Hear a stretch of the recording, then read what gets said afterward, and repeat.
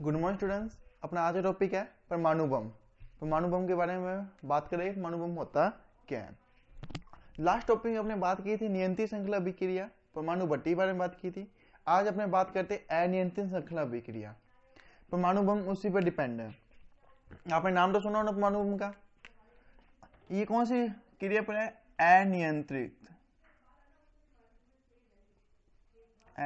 श्रृंखला अभिक्रिया।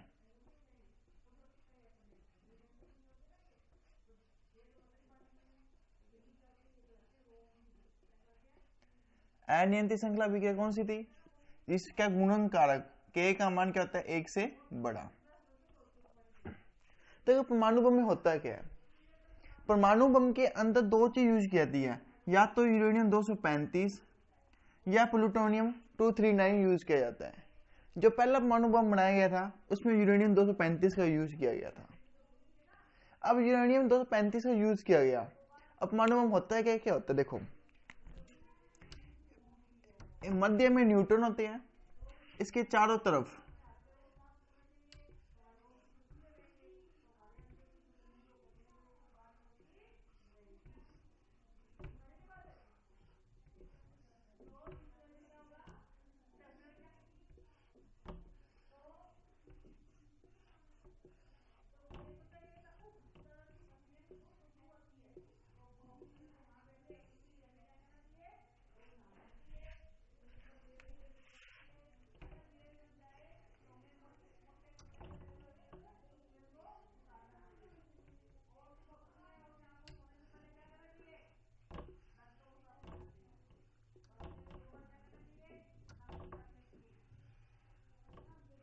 इस टाइप में शेप होती है।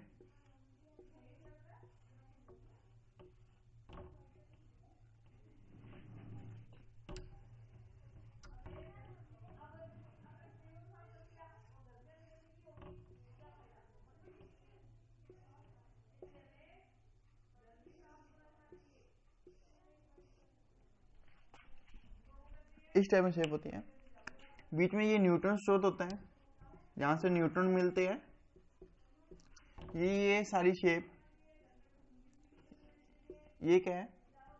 इसमें यूरेनियम 235 होता है या प्लूटोनियम 235, और ये विस्फोटक कारक होता है, विस्फोट। इस टाइप से होती है।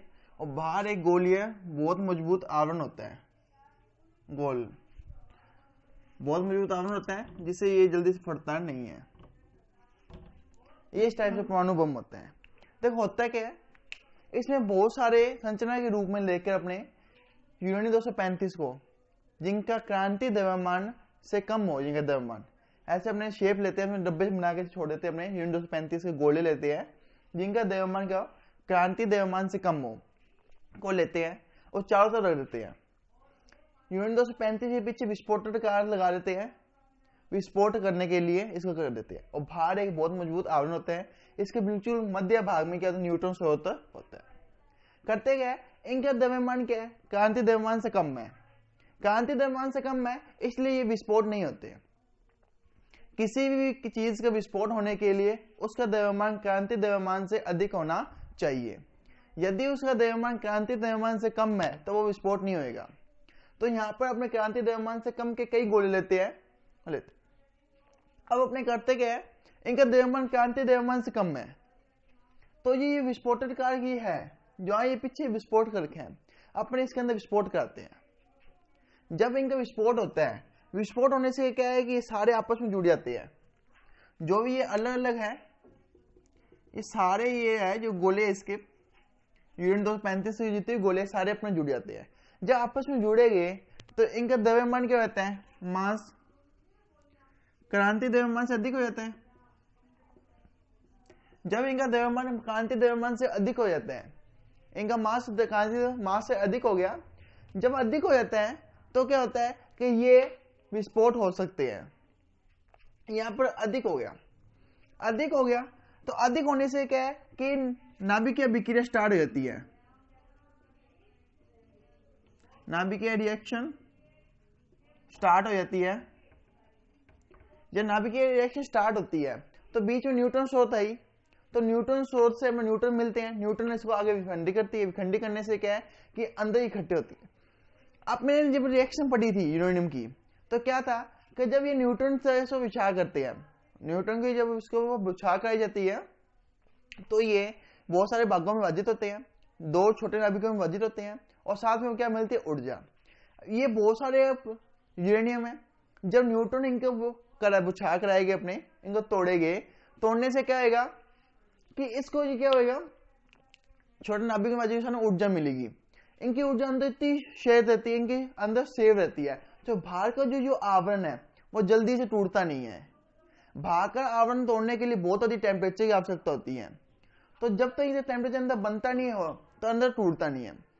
जब अंदर इसे टेम्परेचर इतना हो जाता है 10 की घात 8 डिग्री सेंटीग्रेड तक चाहिए, जब इसका इतना टेम्परेचर अंदर हो जाता है तो बाहर का आवरण फट जाता है और एक बहुत भयानक विस्फोट होता है। इसका भयानक विस्फोट 20,000 TNT विस्फोटक पदार्थ के बराबर होता है।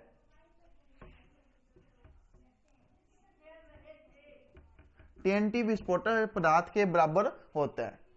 तो इतना भयानक विस्फोट होता है। ये होता है परमाणु बम, जो अनियंत्रित श्रृंखला अभिक्रिया पर डिपेंड है। ये सारे क्रांति द्रव्यमान से कम द्रव्यमान के अपने लिए थे पदार्थ, जब इसे विस्फोट कराना होता है तो पीछे विस्फोट करके इनको तोड़ देते हैं, जिससे ये सारे आपस में जुड़ जाते हैं। जुड़ने से क्या हुआ कि इनका द्रव्यमान क्रांति द्रव्यमान से अधिक हो जाता है, नाभ की रिएक्शन स्टार्ट हो जाती है, न्यूट्रॉन इनको विकेंद्रित करना स्टार्ट कर देते हैं, जिससे ऊर्जा मिलने जाती है। जब ऊर्जा मिलती है, जैसे टेम्परेचर 10 की 8 डिग्री सेंटीग्रेड तक टेम्परेचर हो जाता है, तो भारी आवरण को तोड़ देते ही है और बहुत भयानक विस्फोट होता है। ये होता है परमाणु बम। सबसे पहले परमाणु बम 1945 द्वितीय विश्व युद्ध में अमेरिका द्वारा जापान पर गिराया गया था। जापान के 2 शहरों पर, नागासाकी और हिरोशिमा पर गिराया गया था और बहुत भयंकर विस्फोट हुआ था। अभी तक वहां पर परमाणु बम के साक्ष्य है। अभी तक वो जमीन विकसित नहीं हो पाई, जमीन बिल्कुल बंजर रहती है। अपने राजस्थान के पोखरण में इसका परीक्षण किया गया था। तो राजस्थान के पोखरण की जमीन वैसे भी बंजर है, अब वहां बिल्कुल ही संभावना नहीं है, कोई चीज फसल नहीं होती, कुछ भी वहां नहीं होता। तो इतना खतरनाक परमाणु बम होता है। जो सबसे पहले परमाणु बम बनाया गया था, उस परमाणु बम बनाने के लिए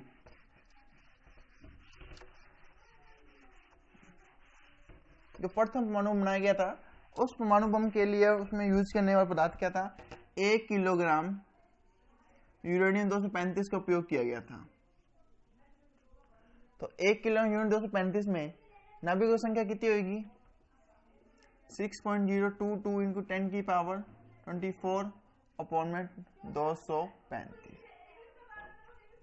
ये क्या अवोगाद्रो संख्या है, 6.022 इंटू 10 की पावर 24 नहीं होता, सॉरी 26 होता है अवोगाद्रो संख्या। ये नाभिकों की संख्या आएगी कितनी, इसमें नाभिक होती है, कितनी संख्या आती है, 1 किलोग्राम यूरेनियम 235 में कितने नाभिक होते हैं। इसको डिवाइड करेंगे, इसको डिवाइड करो 10 से 26 तो रहेगी, आगे का मान चेंज हो जाएगा, आगे इसका डिवाइड होगा, लगभग 10 के 26 रहेगी और 6.022 को करेंगे अपने, तो इसका मान चेंज हो जाएगा, इसका मान आएगा 0.0254। अब मैं पॉइंट थोड़ा सही करने के लिए इसको 2.54 लिख रहा हूं और हम 2 की पावर कम कर रहा हूं। इतने नाभिक आते हैं, 1 किलोग्राम में नाभिक की संख्या इतनी है। और जब कोई एक नाभिक विस्फोट होते हैं, एक नाभिक विस्फोट से लगभग 200 मेगा इलेक्ट्रॉन वोल्ट ऊर्जा प्राप्त होती है। ये मैंने सबसे पहले लेक्चर में अपने ने यूनिट स्टार्ट की थी। तो इतने में कितना प्राप्त होगा, 2.5 इंटू 10 की पावर 24, 200 मेगा के लिए 10 की पावर 6 यूज होता है। इलेक्ट्रॉन का द्रव्यमान 1.6 10 की पावर -19। इसको थोड़ा सोल्व करेंगे,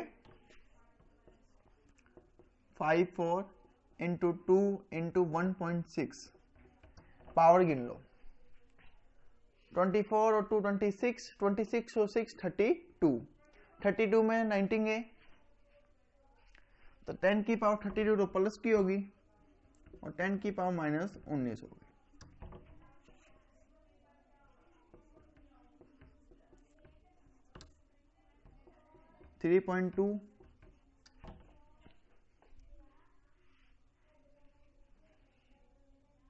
अब इसमें से हम घटाएंगे अपने, माइनस करें 32 में से 90 पावर कम हो जाएगी, तो माइनस करते अपने, तो 10 की पावर कितनी आ गई, 13 आ गई।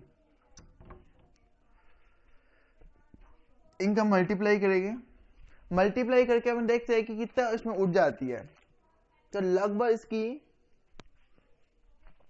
जो ऊर्जा प्राप्त होगी वो होगी 8.27 इंटू 10 की पावर 13 जूल।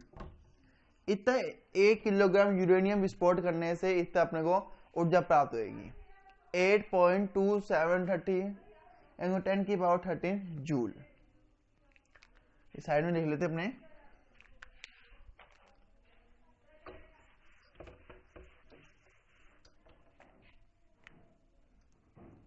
इतनी ऊर्जा प्राप्त हुई थी।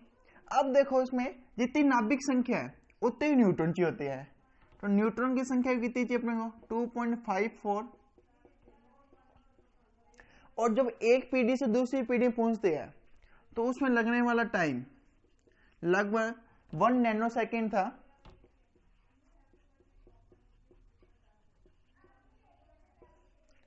नैनो सेकेंड में था, तो 1 नैनो सेकेंड था, तो 1 नैनो सेकेंड 10 की पावर -9 लिख सकते हैं। T0 का मान ये था, n का मान ये है, और उसमें k का मान जब अपने सबसे पहले परमाणु बम बनाया गया उसमें 1.1 लिया गया था। तो उसको विस्फोट होने के लिए कितना समय लगेगा, उस पूरे परमाणु बम को होने का टाइम निकालते हैं। टाइम कैसे निकालेंगे, n इजिकल टू e की power k-1 into T upon में T0 10 की पावर -8। n की वैल्यू पता है 2.54 इन 10 की पावर 24 0.1 t अपॉन में 10 की पावर -8। इधर आके लॉग में आ जाएगा ये,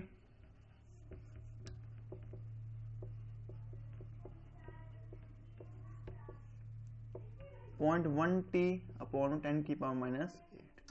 तो लगभग t का मान कितना है, क्या 1 माइक्रो, मतलब 10 की पावर -6 के आसपास आया था। इतना समय चाहिए था इसको, इस परमाणु बम को विस्फोट होने के लिए इतना समय चाहिए था, बस लगभग 1 माइक्रो सेकेंड के आसपास आया था। तो जब इतना समय मिला था और टेम्परेचर लगभग 10 की घात -8 डिग्री सेंटीग्रेड के आसपास था, इतना टेम्परेचर दिया गया था। जब इस सारा कुछ इनको कंप्लीट हो गया था तो लगभग 20,000 TNT विस्फोट के बराबर विस्फोट हुआ था। ये उस टाइम की बात कर रहे हैं जब पहला परमाणु बम बनाया गया था, जिसमें 1 किलोग्राम यूरेनियम यूज किया गया था। तो उसमें जो ऊर्जा मिली थी अपने को एनर्जी, और 10 की पावर 13 जूल के आसपास थी। 8.54 इन 10 की पावर 13 जूल के आसपास थी। इतनी ऊर्जा मुक्त हुई थी, तो किसके बराबर थी, 20,000 TNT विस्फोट के बराबर थी। तो सोच होते अंदाजा लगा सकते हो आप कितना भयानक होता है ये परमाणु बम। इसमें जब विस्फोट होता है तो कितना भयानक होता है। आज तो ये बहुत मॉडर्न हो गया, ये पहले के लिए इतना विस्फोट हुआ था जब पहला बनाया गया था, अब तो इसका बहुत लेटेस्ट वर्जन आ गए। तो ये था परमाणु बम। अगर आपको डाउट है तो मुझे कमेंट करके पूछ सकते हो। हमारे चैनल को सब्सक्राइब करना, वीडियो को लाइक और शेयर जरूर करना। Thank you.